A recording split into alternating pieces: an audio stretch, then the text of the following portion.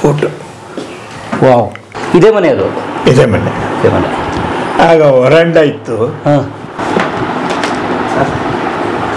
ಕೃಷ್ಣಪಥ ಅನ್ನೋ ಪುಸ್ತಕ ಇದೆಯಾ, ತರಿಸ್ಕೊಡಪ್ಪ ಇವ್ರಿಗೆ. ಇದಲ್ಲೇ ಇಟ್ಬಿಡು, ತರಿಸ್ಕೊಡಿ.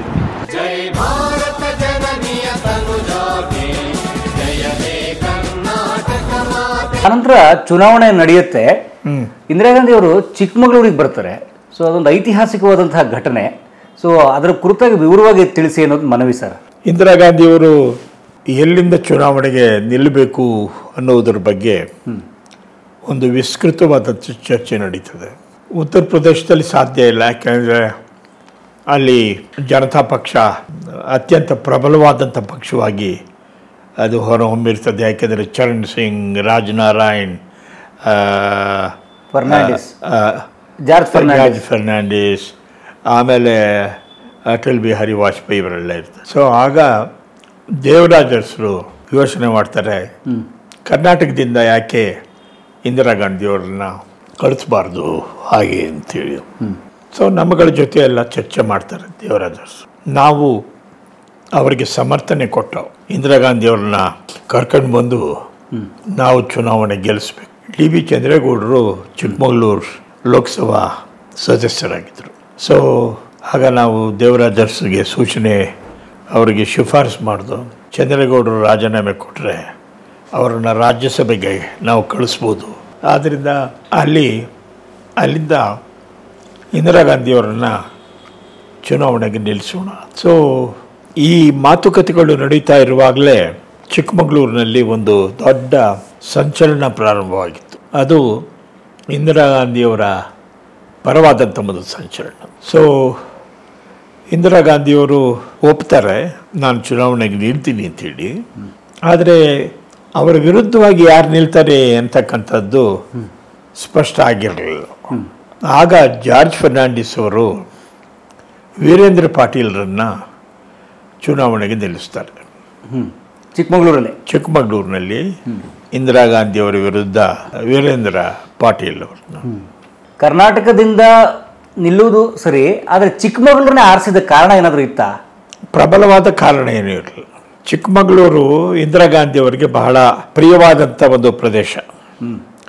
ಅವರು ಹಿಂದಿನ ಚುನಾವಣೆಗಳಲ್ಲೆಲ್ಲ ಅಲ್ಲಿ ಓಡಾಡ್ತಾ ಇದ್ದುದರಿಂದ ಅವರಿಗೆ ನಾವು ಚಿಕ್ಕಮಗಳೂರಿಂದ ನೀವು ನಿಲ್ಲಬೇಕು ಹಾಗೆ ಅಂಥೇಳಿ ನಾವು ಅವರಿಗೆ ಸೂಚನೆ ಸಲ್ಲಿಸಿದಾಗ ಅವರು ಬಹಳ ಸಂತೋಷದಿಂದ ಒಪ್ಪಿದರು.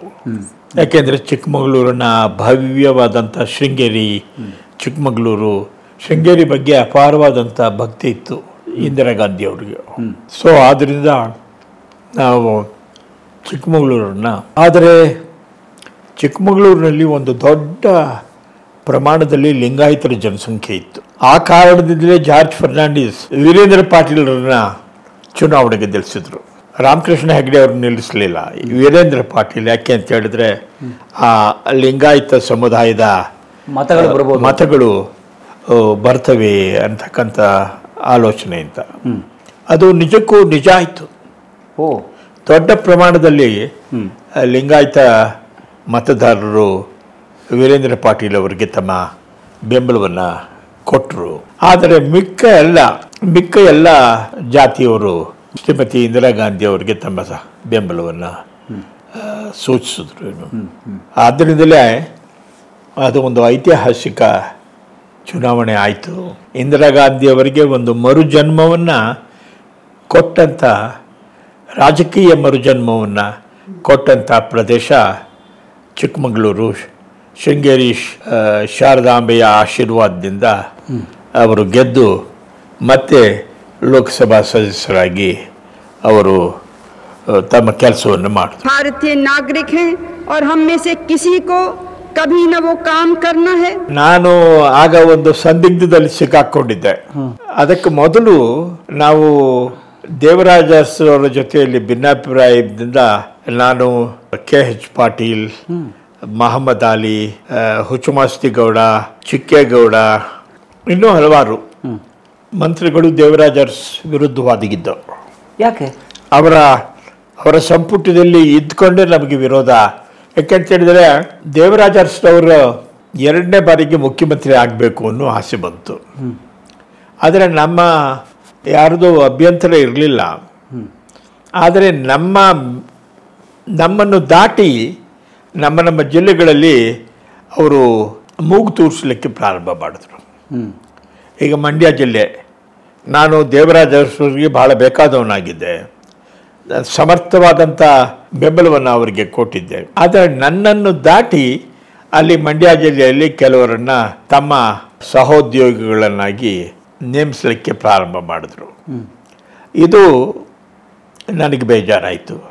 ಅದೇ ರೀತಿ ಗುಲ್ಬರ್ಗದಲ್ಲಿ ಮಹಮ್ಮದ್ ಅಲಿ ಅವರಿಗೆ ವಿರುದ್ಧವಾಗಿದ್ದವ್ರನ್ನ ಅವರು ಎತ್ತು ಕಟ್ಟಲಿಕ್ಕೆ ಪ್ರಾರಂಭ ಮಾಡಿದ್ರು, ಅವರು ವಿರೋಧ ಆದರು. ತುಮಕೂರಿನಲ್ಲಿ ಹುಚ್ಚುಮಾಸ್ತೇಗೌಡರ ವಿರುದ್ಧವಾಗಿ ಎತ್ತು ಕಟ್ಟಲಿಕ್ಕೆ ಪ್ರಾರಂಭ ಮಾಡಿದ್ರು, ಅವರು ವಿರೋಧ ಆಗಿದ್ದರು. ಬೆಂಗಳೂರು ರೂರಲಲ್ಲಿ ಚಿಕ್ಕೇಗೌಡರು ಅಂಥೇಳಿ ಮಂತ್ರಿ ಆಗಿದ್ದರು, ಅವರ ವಿರುದ್ಧವಾಗಿ ಎತ್ತು ಕಟ್ಟಲಿಕ್ಕೆ ಪ್ರಾರಂಭ ಮಾಡಿದ್ರು. ಇದರಿಂದ ನಾವೊಂದು 7-8 ಜನ ಮಂತ್ರಿಗಳು ಬಹಳ ಗಂಭೀರವಾಗಿ ಇದರ ಬಗ್ಗೆ ಚಿಂತನೆ ನಡೆಸಿ ದೇವರಾಜ ಅರಸರ ವಿರುದ್ಧ ನಾವು ಇಂದಿರಾ ಗಾಂಧಿ ಅವರಿಗೆ ದೂರು ಕೊಟ್ಟು. ಸೊ ಆ ದೂರು ಕೊಟ್ಟ ಕಾರಣ ಇಂದಿರಾ ಗಾಂಧಿಯವರು ಆಗ ಪ್ರಧಾನಮಂತ್ರಿ ಆಗಿರಲಿಲ್ಲ. ಇದು ನಡೆದದ್ದು 77-78 ಇಸ್ವಿನಲ್ಲಿ, ಈ ಜನತಾ ಪಕ್ಷ ಇದ್ದಾಗ. ಆಗ ಜಾರ್ಜ್ ಫರ್ನಾಂಡಿಸ್, ಮಧು ದಂಡವತೆ, ಅಟಲ್ ಬಿಹಾರಿ ವಾಜಪೇಯಿ, ಅದ್ವಾನಿ, ಮೊರಾರ್ಜಿ ದೇಸಾಯಿ ಅವರ ಸರ್ಕಾರ ಇದ್ದಂಥ ಕಾಲದಲ್ಲಿ. ಸೊ ನಾವು ದೇವರಾಜ ಅರಸರ ವಿರುದ್ಧವಾಗಿ ನಾವು ಒಂದು ಸಚಿವರ ಗುಂಪನ್ನು ಕಟ್ಟಿ ನಾವು ಇಂದಿರಾ ಗಾಂಧಿಯವರಿಗೆ ಈ ವಿಚಾರವನ್ನು ತಿಳಿಸ್ತು. ಆದರೆ ಇಂದಿರಾ ಗಾಂಧಿಯವರು ನಿಷ್ಕ್ರಿಯೆ ಆಗಿದ್ದರು. ಯಾಕೆಂದರೆ ಅವರು ಪ್ರಧಾನಮಂತ್ರಿ ಆಗಿರಲಿಲ್ಲ, ಅವರು ದೇವರಾಜ ಅರಸರ ಮೇಲೆ ಡಿಪೆಂಡ್ ಆಗಿದ್ದರು.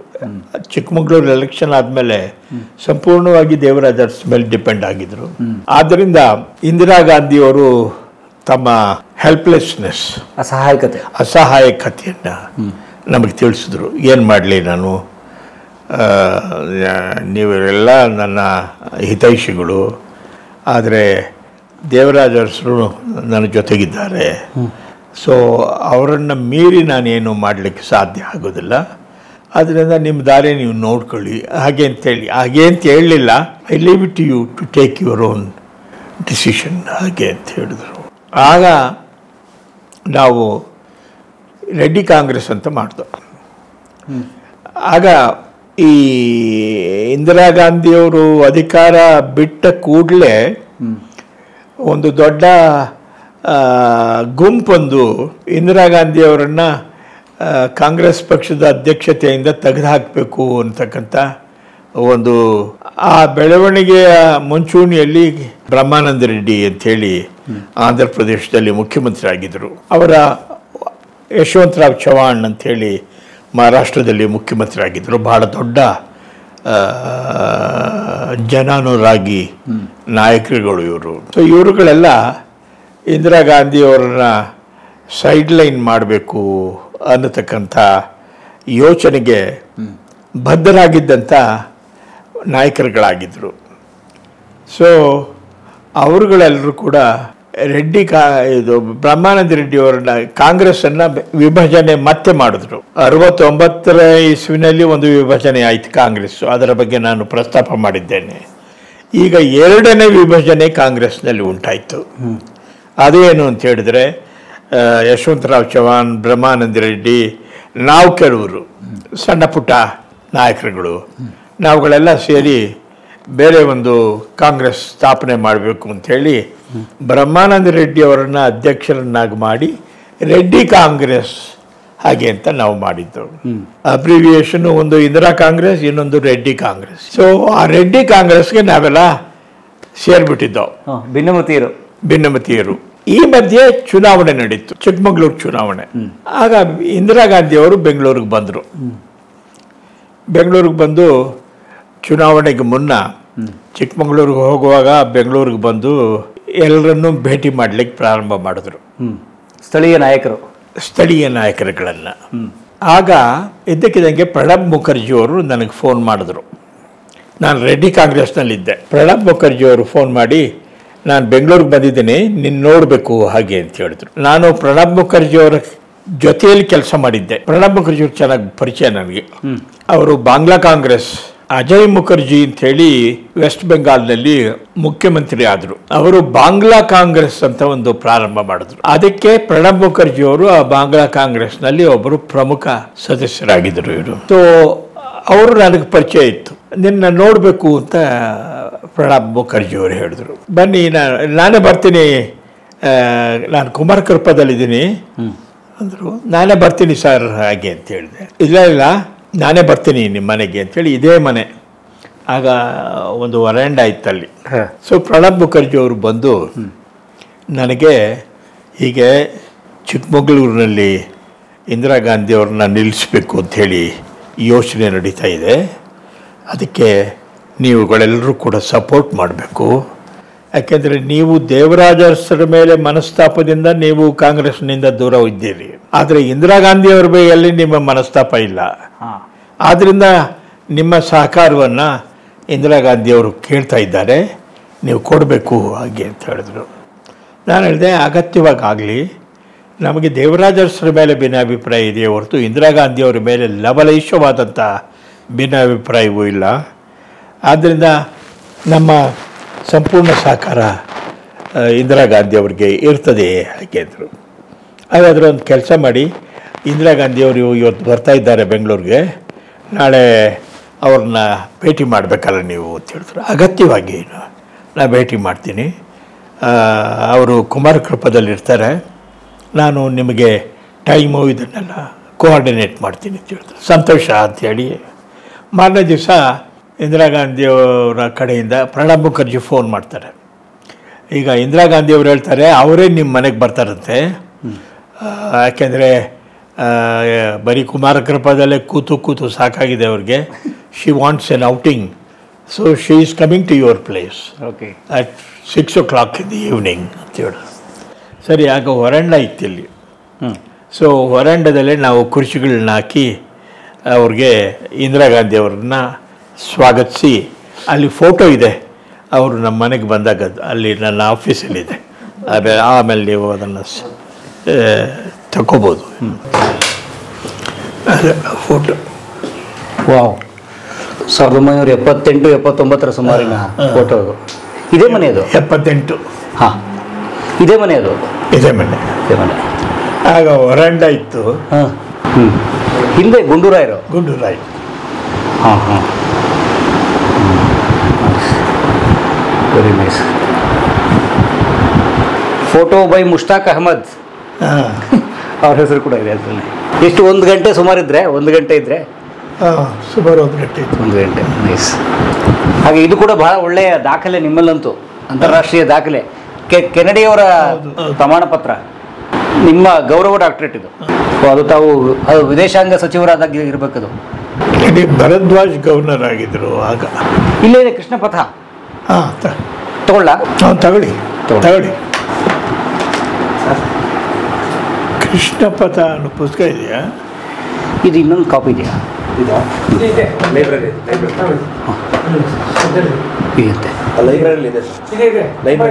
ತರಿಸ್ಕೊಡಪ್ಪ, ಇದಲ್ಲೇ ಇಟ್ಬಿಡು, ತರಿಸ್ಕೊಡಿ. ತಮ್ದೊಂದು ಸಹಿ ಬೇಕಾದ್ರ ಮೇಲೆ. ತಮ್ದೊಂದು ಸಹಿ ಬೇಕಾದ್ರ ಮೇಲೆ. ಓಕೆ,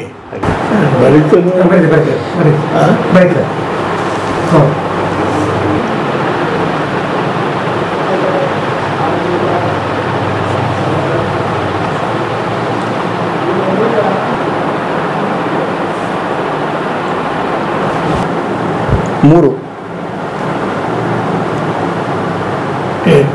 8.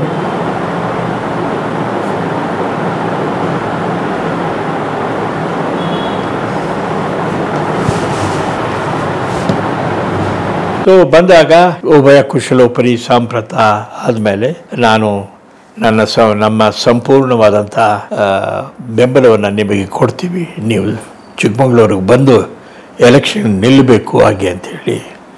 ಆಗ ಅವರು ತುಂಬ ಸಂತೋಷರಾಗಿ ಥ್ಯಾಂಕ್ಸ್ ಹೇಳಿ ನನಗೆ ಅವ್ರ ಮುಂದೆ ಹೋಗ್ತಾರೆ. ನನ್ನ ಕಂಡ್ರೆ ವಿಶೇಷವಾದಂಥ ಪ್ರೀತಿ ಇತ್ತು ಅವ್ರಿಗೆ. ಆಗ್ತಾನೆ ನಾನು ಅವ್ರನ್ನ 62ನೇ ಇಸ್ವಿಯಿಂದ ನಾನು 68 ನಾನು ಪಾರ್ಲಿಮೆಂಟ್ ಸದಸ್ಯನಾದ್ನಲ್ಲ, ಆಕಳಿಂದ ನನಗೆ ಪರಿಚಯ ಅವರು. ಅದೇ ಮೊದಲ ಬಾರಿ ಅವ್ರು ತಮ್ಮ ಪಕ್ಕದ ಕುರ್ಚಿ ಹೌದು ಹೌದು ಹೌದು ಹೌದು. ನಾನು ಆ ದಿನಗಳಲ್ಲಿ ಬಹಳ ದೊಡ್ಡ ವಿಪ್ಲವ, ರಾಜಕೀಯ ವಿಪ್ಲವ ನಡೆದಿತ್ತು. ಆ ರಾಜಕೀಯ ವಿಪ್ಲವದಲ್ಲಿ ಇಂದಿರಾ ಗಾಂಧಿಯವರು ಮೇಲೆದ್ದು ಬಂದರು. ಇನ್ನು ಆ ಸಮಯದಲ್ಲಿ ನಾವು ಅವರ ಬೆಂಬಲಕ್ಕೆ ನಿಂತು, ನಾವು ಸಮಾಜವಾದಿಗಳು. ಆದ್ದರಿಂದ ಆ ಸಮಾಜವಾದಿಗಳ ಪೈಕಿ ನನ್ನ ಕಂಡ್ರೆ ಬಹಳ ಪ್ರೀತಿ ವಿಶ್ವಾಸ ಅವರಿಗೆ ಇತ್ತು. ಸರಿ, ಚುನಾವಣೆ ನಡೀತು. ಆದರೆ ಅಲ್ಲೊಂದು ಸಣ್ಣ, ನಮ್ಮಲ್ಲಿನೇ ಒಂದು ಸಣ್ಣ ವಿಭಜನೆ. ಅದೇನು ಅಂತ ಹೇಳಿದ್ರೆ, ನಮ್ಮ ಎಚ್ ಕೆ ಪಾಟೀಲ್ರು ಇದ್ದಾರಲ್ಲ, ಅವರ ತಂದೆಯವರು ನನ್ನ ಆತ್ಮೀಯ ಸ್ನೇಹಿತರು. ಅವರು ನಮಗೆ ಲೀಡರ್ ಆಗಿದ್ರು. ಅವರು ಒಂದು ನಿಲುವು ತೆಗೆದುಕೊಂಡ್ರು, ನಾನು ಇಂದಿರಾ ಗಾಂಧಿನ ವಿರೋಧ ಮಾಡ್ತೀನಿ. ಹುಲಕೋಟೆ ಹುಲಿ ಅವರು, ನಾನು ಇಂದಿರಾ ಗಾಂಧಿನ ವಿರೋಧ ಮಾಡ್ತೀನಿ. ಅದ್ರ ಜೊತೆಗೆ ಹುಚ್ಚುಮಾಸ್ತಿಗೌಡರು ಸೇರ್ಕೊಂಡ್ರು ಅವ್ರ ಜೊತೆಗೆ. ಸೊ ನಾನು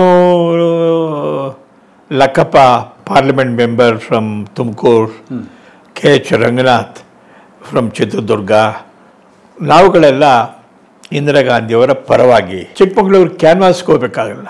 ಒಂದು ಸಂದಿಗ್ಧ ಏನು ಅಂತ ಹೇಳಿದ್ರೆ, ಅಲ್ಲಿ ಹಳಸೆ ಬೈರೇಗೌಡರು ಅಂತೇಳಿ ಒಬ್ಬ ದೊಡ್ಡ ಪ್ಲಾಂಟರು, ಕಾಫಿ ಪ್ಲಾಂಟರು.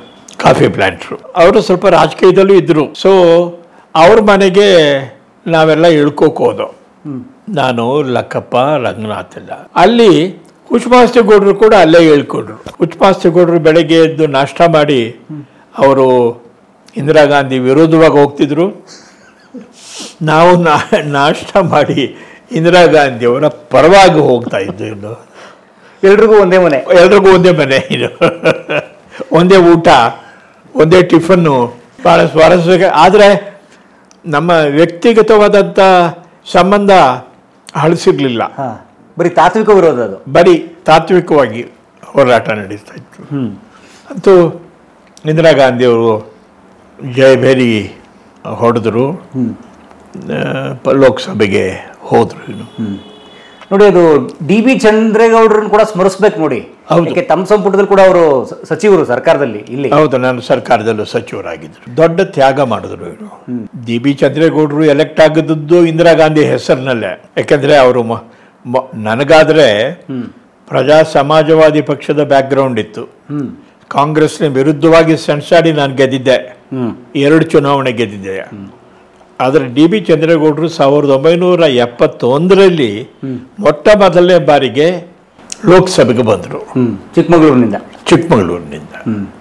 ಸೊ 71ರಲ್ಲಿ ಅವರು ಗೆದ್ದರು. ಆಮೇಲೆ 71ರಲ್ಲಿ ಗೆದ್ದರು ಅವರು. ಸೊ ಅವರು ಚಂದ್ರೇಗೌಡರು ಮೊಟ್ಟ ಮೊದಲನೇ ಬಾರಿಗೆ ಲೋಕಸಭೆಯನ್ನು ಪ್ರವೇಶ ಮಾಡಿದ್ರು. ಬುದ್ಧಿವಂತರಿದ್ದರು, ಒಳ್ಳೆ ಮಾತುಗಾರರಾಗಿದ್ದರು. ಸೊ ಇಂದಿರಾ ಗಾಂಧಿಯವರಿಗೆ ಅವರನ್ನು ಕಂಡ್ರೆ ಅಭಿಮಾನ ಇತ್ತು.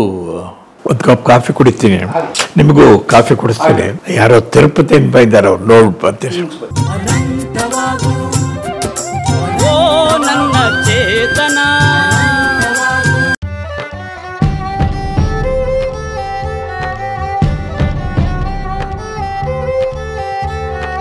ಈ ವಿಡಿಯೋ ನೋಡಿದ್ದಕ್ಕೆ ನಿಮಗೆ ತುಂಬ ಧನ್ಯವಾದಗಳು. ಪುಸ್ತಕಗಳನ್ನು ಓದು ಮನಸ್ಸನ್ನು ಅರಳಿಸುತ್ತೆ, ಬುದ್ಧಿಯನ್ನು ಚುರುಕು ಮಾಡುತ್ತೆ, ಕಾಣದ ಹೊಸ ಲೋಕವನ್ನು ಪರಿಚಯಿಸುತ್ತೆ. ಹಾಗಾಗಿ ಓದುವ ಸಂಸ್ಕೃತಿ ಹೆಚ್ಚಾಗ್ಲಿ. ಧನ್ಯವಾದ.